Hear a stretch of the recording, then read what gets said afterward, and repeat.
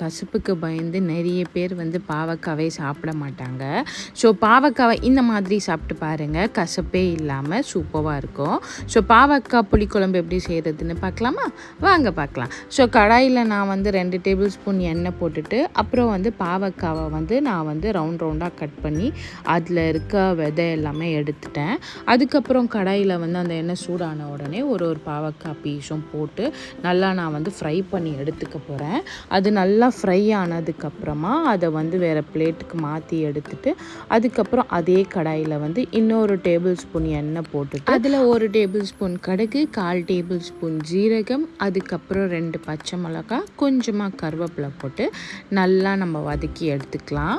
அதுக்கப்புறம் நான் சின்ன வெங்காயம் ஒரு கைப்பிடி அளவு எடுத்து அதை நான் பொடிசாக கட் பண்ணி எடுத்துக்கிட்டேன். ஸோ அது சின்ன வெங்காயம் போட்டோன்னா அந்த காரக்குழம்புக்கு இன்னமும் நல்லா டேஸ்ட் கொடுக்கும். ஸோ நான் சின்ன வெங்காயம் ஒரு கைப்பிடி அளவு எடுத்து அது பொடிசாக கட் பண்ணிவிட்டு அந்த வெங்காயமும் அதில் போட்டுட்டு நல்லா வதக்கி எடுத்துக்கலாம். அந்த வெங்காயம் நல்லா வதங்கினதுக்கப்புறமா நம்ம ஃப்ரை பண்ணி வச்சுருந்த பாவக்காய் இருக்குது இல்லையா, அந்த பாவக்காவை எடுத்து நம்ம அதோட மிக்ஸ் பண்ணி அதுவுமே வெங்காயத்து கூட சேர்த்து நம்ம நல்லா அதுவுமே நல்லா வதக்கி விட்டுக்கலாம். ஸோ வெங்காயத்து கூட பாவக்காய் ஆல்ரெடி நம்ம ஃப்ரை பண்ணி வச்சுருந்ததை எடுத்து நம்ம அதோட மிக்ஸ் பண்ணி ஒரு வாட்டி நல்லா வதக்கி விட்டுக்கலாம். அதுக்கப்புறம் நான் ஒரு 2 தக்காளி கட் பண்ணி வச்சுருந்தேன். ஸோ அந்த 2 தக்காளியுமே அந்த பாவக்காவோட சேர்த்து அதுவுமே வதக்கி விட்டுக்கலாம். அதுக்கப்புறம் தேவையான அளவு உப்பு, அந்த பாவக்காய்க்கு தேவையான அளவு உப்பு போட்டு மிக்ஸ் பண்ணி ஒரு மூடி போட்டு நல்லா மூடி விட்டுடலாம். அதுக்கப்புறமா அது கொஞ்சம் தக்காளிலாம் வதங்கினதுக்கப்புறமா ஒரு 4 டேபிள் ஸ்பூன் நான் குழம்பு மிளகாய்த்தூள் போட்டுக்கிட்டேன். ஸோ நாங்கள் ஸ்பைசஸ் கொஞ்சம் நல்லா சாப்பிடுவோன்றதால நான் 4-5 கூட போட்டுக்கிட்டேன்.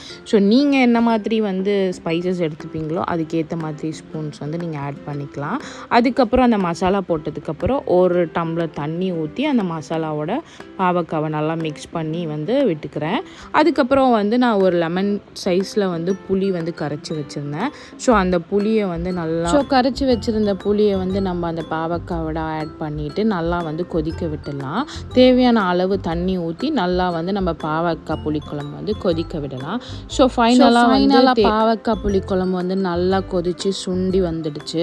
ஸோ இந்த டைமில் நம்ம கொஞ்சம் கொத்தமல்லியை தூவிட்டு அதுக்கப்புறம் நம்ம சர்வ் பண்ண வேண்டியதான்.